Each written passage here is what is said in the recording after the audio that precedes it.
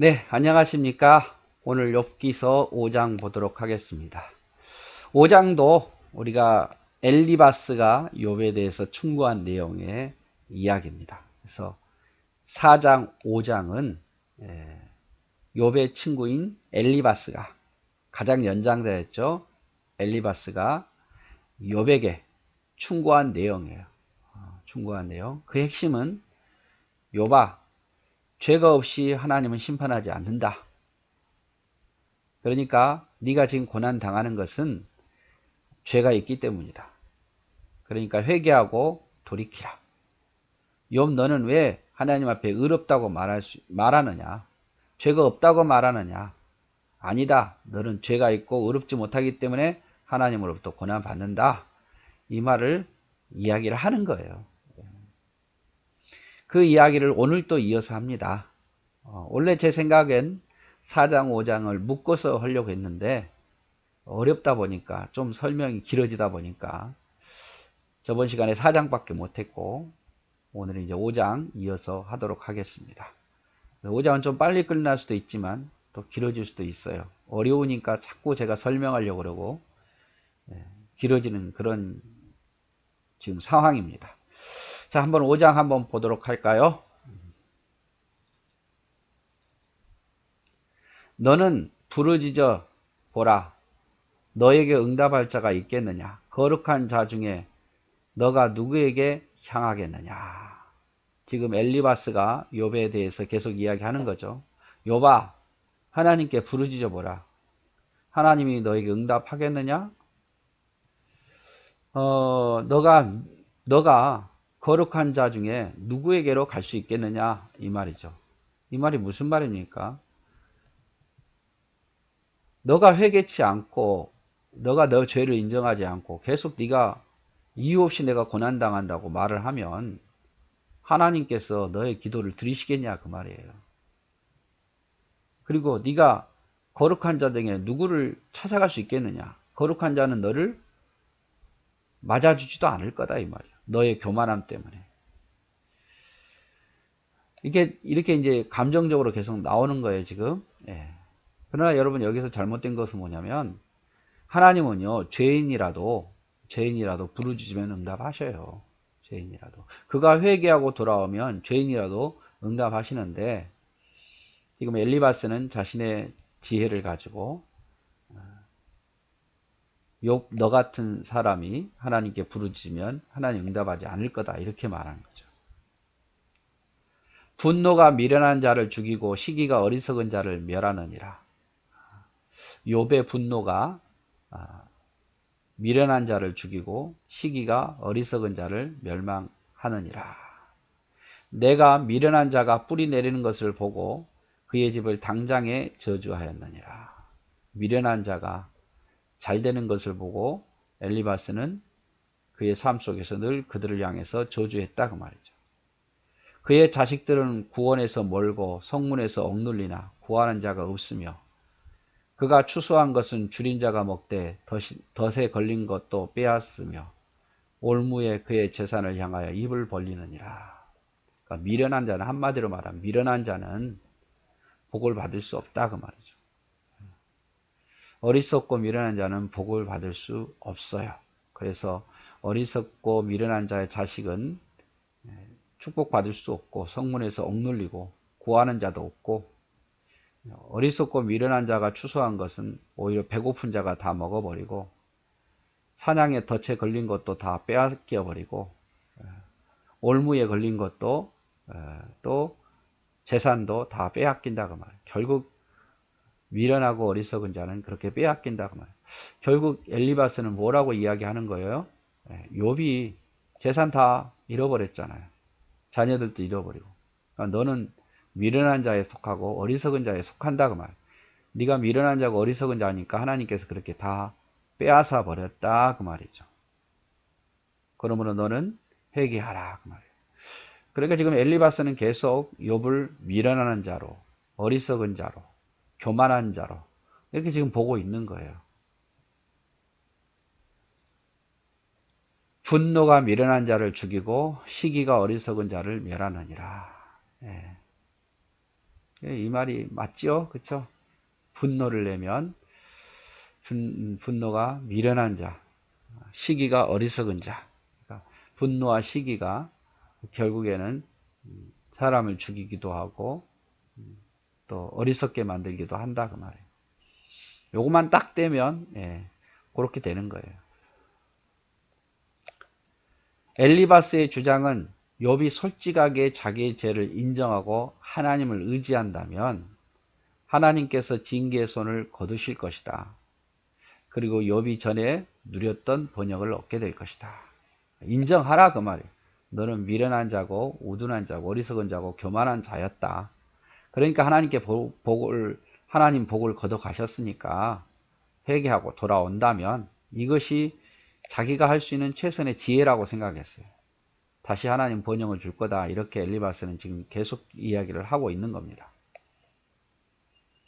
다시 한번 강조하지만 고난은 죄로 인해서도 오지만 연단하기 위해서도 온다는 거. 그래서 모든 고난을 내가 잘못해서 오는 것은 아니에요. 모든 고난을 다 그렇게 보시면 안 돼요. 옛날에 그 귀신논 김기동 씨가 귀신논에 대해 이야기하면서 모든 질병은 귀신에게서부터 온다고 이야기했잖아요. 그렇지 않죠. 때로는 하나님이 내게 질병을 줄 수도 있어요. 연단하기 위해서. 마찬가지 고난도 뭐가 잘못돼서 하나님께서 나를 고난을 주신 것이 아니라 때로는 하나님 나를 사랑해서 주시기도 하고 연단하기 위해서 주시기도 하고 이유 없이 사단이 나를 넘어뜨리려고 시험하기도 해요. 그래서 이 엘리바스처럼 모든 고난이 다 죄로부터 온다고 생각하면 안 된다는 거죠. 자, 미련한 자가 뿌리 내리는 거. 이것은 죄에 사로잡혀 있는 자. 그러니까 미련한 자, 죄에 사로잡혀 있는 자. 엘리바스는 이것을 욥으로 보고 있잖아요. 자기는 항상 그런 자들을 저주했다 그 말이에요. 그리고 미련한 자는 구원이나 도움과는 거리가 멀고 소득이 나도 남이 먹게 되고 자신의 재산에 올무가 덮치게 될 것이라고 이야기하죠. 그래서 엘리바스는 다시 한번 말하자면 회개치 않는 욥을 미련한 자로 보고 있고 그 자녀에게 재앙이 임한 것도 그리고 재산을 빼앗긴 것도 다 욥이 미련했기 때문이다. 악한 자이기 때문이다. 이렇게 말한다고 말씀을 드렸습니다. 6절 재난은 티끌에서 일어나는 것이 아니며 고생은 흙에서 나는 것이 아니다. 자, 재난은 티끌에서 그 다음에 고생은 흙에서 나는 것이 아니다. 그럼 어디서 난다는 겁니까? 재난과 고생은 죄로부터 온다 이 말이에요. 죄로부터. 엘리바스 이야기가 사람은 고생을 위하여 났으니 불꽃이 위로 날아가는 것 같으니라. 사람의 인생은 불꽃이 위로 올라가잖아요. 불꽃이 위로 올라가면 아무것도 없잖아요. 그렇죠? 올라가는데 어느 정도까지 불꽃이 보이지만 그 다음에 아무것도 없는 것처럼 인생이 그렇다 그 말이죠. 자, 그러면서 엘리바스가 이렇게 말합니다. 나라면 욥아 하나님을 찾겠고 나라면 내 일을 하나님께 의탁하겠다. 하나님은 헤아릴 수 없이 큰 일을 행하시며 기이한 일을 셀 수 없이 행하시나니 비를 땅에 내리시고 물을 밭에 보내시며 낮은 자를 높이 드시고 애곡하는 자를 일으키시며 구원에 이르게 하십니다. 다 맞는 말이에요. 그렇죠? 하나님은 헤아릴 수 없는 큰 일을 행하신 분, 기이한 일을 셀 수 없이 행하시는 분, 비와 물을 땅과 밭에 보내신 분, 낮은 자를 높여 드시고 애곡한 자를 일으키시는 분. 맞아요. 이런 하나님 맞습니다. 그래서 욥아 그런 하나님을 찾으라. 나라면 내가 하나님을 찾겠고 나라면 회개하고 하나님을 의지하겠다 이 말이죠. 엘리바스는 고난은 티끌과 흙에서 온 것이 아니오 죄로부터 인해서 온다고 주장합니다. 그래서 자기 같으면 하나님께 회개하겠다고 말하죠. 그 하나님은 비를 땅에 내리고 물을 밭에 보내고 이 중동 지역에서는 비와 물이 엄청난 축복의 상징이잖아요. 낮은 자와 애곡한 자를 구원에 이르게 하나니 빨리 하나님께 회개하라. 여러분 엘리바스의 말이 뭐 틀린 말이 있습니까? 다 맞아요. 다 맞아요. 맞는데 문제는 뭐냐면 욥을 잘못 보고 있다는 거죠. 욥이 죄 지었기 때문에 고난을 받고 있다. 미련한 자고 악한 자이기 때문에 모든 걸 다 잃어버렸다. 이거를 잘못 보고 있는 거야. 뭐 하나님이 어떤 분이다. 욥이 네가 그렇게 죄인이었을 때는 이렇게 한다. 이건 틀린 게 아니에요. 욥을 지금 잘못 보고 있다는 거. 12절 하나님은 교활한 자의 계교를 꺾으사 그들의 손이 성공하지 못하게 하시며. 맞죠? 하나님은 교활한 자의 계획을 꺾으시고 성공하지 못하게 하시고 지혜로운 자가 자기의 계략에 빠지게 하시며 강교한 자의 계략을 무너뜨리시므로. 지혜로운 자는 여긴 선한 지혜로움이 아니라 지혜롭다고 스스로 생각하는 교만한 자를 말한 거예요. 스스로 계략에 빠지고 강교한 자, 악을 꾸미는 자는 그 계략을 무너뜨리시는 하나님. 그들은 낮에도 어둠을 만나게 될 거고 대낮에도 더듬기를 밤과 같이 하리라. 그러니까 이렇게 악인은 낮에도 어둠을 만나게 되고 대낮에도 더듬는 그런 재앙을 만나게 된다고 말이죠.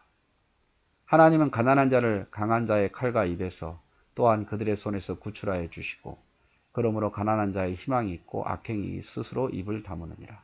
다 맞는 말이죠. 하나님은 가난한 자를 강한 자의 칼과 입에서 건져내시고 가난한 자가 희망이 있게 만드시고 그렇죠? 대신 여기 교활한 자, 스스로 교만한 자는 하나님 무너뜨리신 하나님, 정의로우신 하나님이죠.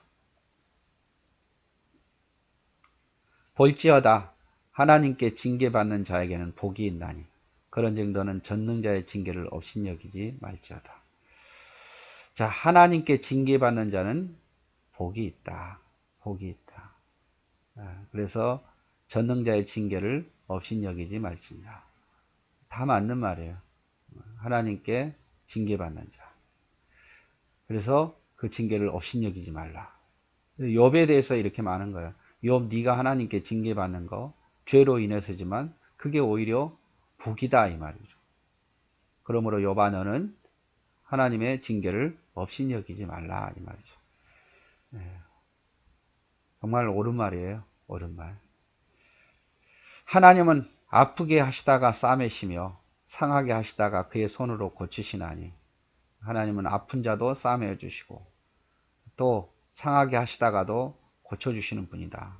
6가지 환난에서 너를 구원하시며 7가지 환난이라도 그 재앙에 내가 미치지 않게 하시며 기근 때의 죽음에서 전쟁 때의 칼의 위협에서 너를 구원하실 터인즉 내가 혀의 채찍을 피하여 숨을 수 있고 멸망에 올 때에도 두려워하지 아니할 것이니라. 그렇죠. 하나님은 아프게 하시다가도 싸매실 수 있는 분, 그 다음에 상하게 하시다가도 고치실 수 있는 분, 6가지 환난에서도 7가지 환난에서도 건져주시는 분, 기근 때에도 죽음 때에도 전쟁의 칼 위협에서도 구원하실 수 있는 분이에요. 하나님 당연히 그런 분이죠. 전혀 틀린 말이 없습니다. 하나님은 징계받는 자에게 복이 있나니 그런즉 너는 전능자의 견책을 업신여기지 말자라. 그래서 고난이 있을 때에 때로는 우리가 잘못했을 때 하나님 우리를 채찍 치시면 그거를 업신여기지 말라 그 말이죠. 하나님은 아프시게 하시다가도 싸매시며 상하게 하시다가도 손으로 고치십니다. 제가 이렇게 캡처해서 올린 말씀은 아주 좀 우리가 평소 때 위로받을 수 있는 말씀들, 엘리바스가 했던 빌닷이 했던 소발이 했던 욥이 했던 그 말 자체는 별로 틀린 말이 없으니까. 그래서 처음에 제가 이야기했죠. 엘리바스 이야기는 다 틀렸고 욥의 이야기는 다 옳고 이렇게 보면 안 된다고 말씀을 드렸어요. 하나님은 교활한 자, 스스로 지혜롭다고 여기는 자, 강교한 자의 계략을 꺾으신다. 이들은 낮에도 어둠을, 대낮에도 더듬게 될 것을 말씀하고 계시고, 하나님은 가난한 자를 강한 자의 손에서 건지시며 약한 자가 희망이 있고, 악한 자가 입을 다물게 만드신다. 약한 자에게는 희망, 악한 자에게는 입을 다물도록. 엘리바스는 하나님께서 징계받는 자가 복이 있다고 말합니다. 단 하나님 앞에 죄를 고백할 때 그렇다 그거죠. 성도 역시 고난을 통해서 신앙의 성숙과 겸손과 복종을 배우게 되고 죄를 미워하게 됩니다. 어떻게 보면 우리가 징계받을 때 하나님 원망하지 말고 때로는 내가 잘못했으면 하나님께 회개하고 그리고 내가 잘못한 것이 없다면 내가 인내하고 이겨내야죠. 그래야 이런 성숙을 이루니까. 징계를 받는다는 것은 하나님의 자녀다는 증거입니다. 성경 히브리서 12장 8절 보면 징계는 하나님의 자녀에게 임하는 거예요. 하나님의 어떤 채찍이죠. 잘못했을 때 채찍, 잘하라고 고난 준 것은 자기 자녀에게 하는 것이지 남이라면 상관 안 해요. 삶의 변화를 이루게 됩니다. 징계는 삶의 변화를 이루게 돼요. 징계를 통해서 고난을 통해서 우리의 삶이 바뀌잖아요. 징계를 견디는 자는 하나님의 축복이 있다. 야고보 1장 12절, 로마서 8장 18절. 그래서 징계를 견디면 하나님의 축복이 있게 돼 있어요. 그 다음은 자, 마지막 부분. 자, 엘리바스가 욥에게 하는 말이죠. 너는 멸망과 기근을 비웃으며 들짐승을 두려워하지 말아라. 들에 있는 돌이 너와 언약을 맺었고 들짐승이 너와 화목하게 살 것이다. 너가 너 장막의 편안함을 알고 너의 우리를 살펴도 잃을 것이 없을 것이며 내 자손이 많아지며 내 후손의 땅의 풀과 같이 될 줄을 내가 알 것이야. 계속 이제 욥이 네가 하나님께 회개한다면 욥이 네가 하나님 앞에 손들고 나온다면 그런 복을 주실 거다 이 말이에요. 이런 복들 장막의 평안함 자손이 많아지고 장수하게 되고 내가 장수하다가 무덤에 이르르니 마치 곡식단을 제때에 들러올린 같으니라. 볼지어다 우리가 연구한 바가 이와 같으니 너는 들어보라. 그러면 내가 알리라. 내가 경험해오고 내가 아는 지식은 이게 다다. 그러니까 너는 들으라. 그럼 반드시 이런 축복이 너에게 임할 거다 이 말이죠. 그래서 엘리바스는 지금 욥에게 너가 하나님께 언제든지 손들고 너가 언제든지 하나님께 자신의 죄를 자복하고 온다면 복을 주실 거다. 틀린 말은 없어요. 엘리바스는 하나님께 욥이 죄를 인정하고 회개한다면 욥이 하나님께 죄를 인정하고 회개한다면 환난에서 건질 것이고 혀의 채찍과 멸망 앞에서도 피할 길을 주실 것이며 멸망과 기근과 들짐승에게 지키며 장막의 편안함을 주실 것이고 자손에게 축복을 주실 것이고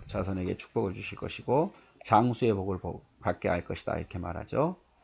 그러므로 욥은 내 말을 들으라. 그러면 내 말이 옳았다는 것을 알게 될 것이다. 이렇게 이야기를 합니다. 그래서 2장의 내용은 그래요. 이제 너가 하나님으로부터 지금 고난받고 있다. 그런데 네가 그게 악해서 죄를 지어서 온 고난이기 때문에 그러나 하나님은 네가 회개하고 그리고 네가 죄를 인정하고 엎드린다면 하나님은 이런 은혜를 베풀 거다 이 말이죠. 그래요. 이 말이 맞습니다. 우리가 죄를 지을 때 하나님께 회개하고 나오면 하나님이 용서하셔요. 용서하시죠. 근데 문제는 지금 욥을 죄인으로 취급하는 거예요. 욥이 고난받은 것은 욥이 악한 일을 했기 때문에 받았다고 생각하는 거예요. 그게 잘못됐다는 거죠. 그래서 오늘 또 이제 엘리바스가 했던 충고 두 번째 시간 5장 봤습니다. 그래서 세 친구 중에 제일 먼저 욥에게 입을 열어서 충고한 사람은 누구? 엘리바스. 엘리바스는 가장 연장자였다. 그 내용이 욥기서 4장과 5장에 있는 내용이다. 그래서 엘리바스의 충고는 욥기서 4장과 5장에 있는데 이것을 두 시간으로 나누어서 두 강의로 나누어서 보았다는 거예요. 네, 오늘 또 고생하셨습니다. 사랑하고 축복합니다.